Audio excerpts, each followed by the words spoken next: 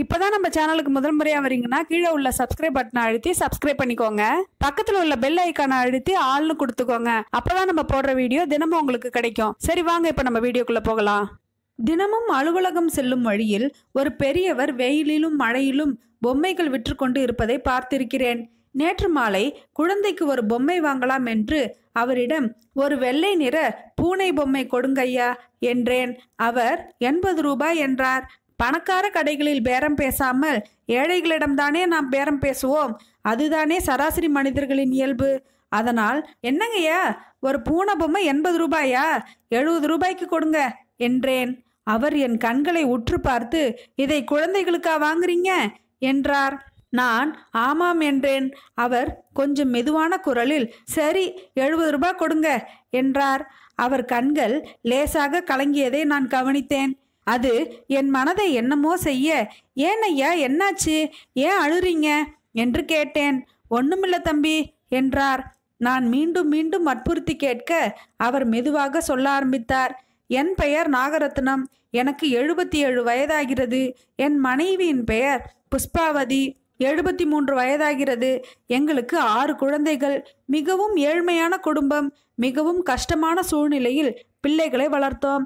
பல நாட்கள் நானும் மனைவியும் சாப்பிடுவது கூட இல்லை. இருப்பதை பிள்ளைகளுக்கு கொடுத்து விடுவோம். பல நாட்கள் இரவு பட்டினி கிடந்திருக்கிறோம். ஒரு நாள் கூட என் மனைவி இதற்காக என்னோடு சண்டை போட்டதில்லை. பிள்ளைகள் எல்லாம் திருமணம் முடிந்து அவர்கள் தனி குடும்பமாக சென்று விட்டனர். எங்களுக்கோ தடுமாறும் வயது. அதனால் பெற்ற மக்களின் வீட்டில் போய் இருக்கலாம் என்ற எண்ணத்தில் மூத்த மகனிடம் விபரத்தை சொன்னேன். அதற்கு அவன் என்னால் இருவரையும் கூட்டிக் கொண்டு போய் வைத்து பராமரிக்க முடியாது, யாராவது ஒருவர் வரலாம் என்றான். அப்படி நாங்கள் வேறு வழியின்றி நான் மூத்த மகன் வீட்டிற்கும் மனைவி வேறு ஒரு மகன் வீட்டிற்கும் சென்றோம்.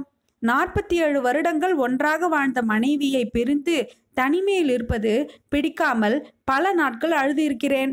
மனைவியின் நினைவுகள் மனதில் போராட இறுதியில் என் மனைவி இருக்கும் மகன் ஊருக்கு சென்றேன். என் மனைவியிடம் சொன்னேன், நாம் இருவரும் ஒன்றாக வேறு எங்காவது போய்விடலாமா என்று. மனைவியும் அழுது கொண்டே சம்மதித்தாள். மகன்கள் வீட்டிலிருந்து நாங்கள் வெளியே வந்து 1 வருடமாகிறது. பிழைப்புக்காக நான் குழந்தை பொம்மைகளை நடந்து சென்று விற்கிறேன். தினமும் 80 ரூபாய் முதல் 100 ரூபாய் வரை லாபம் கிடைக்கும். இதை வைத்துக்கொண்டு ஜீவனாம்சம் செய்து கொண்டுள்ளோம். இப்போது எனக்கு வயது 77 ஆகிறது. எப்போது வேண்டுமானாலும் நான் இறந்து போகலாம்.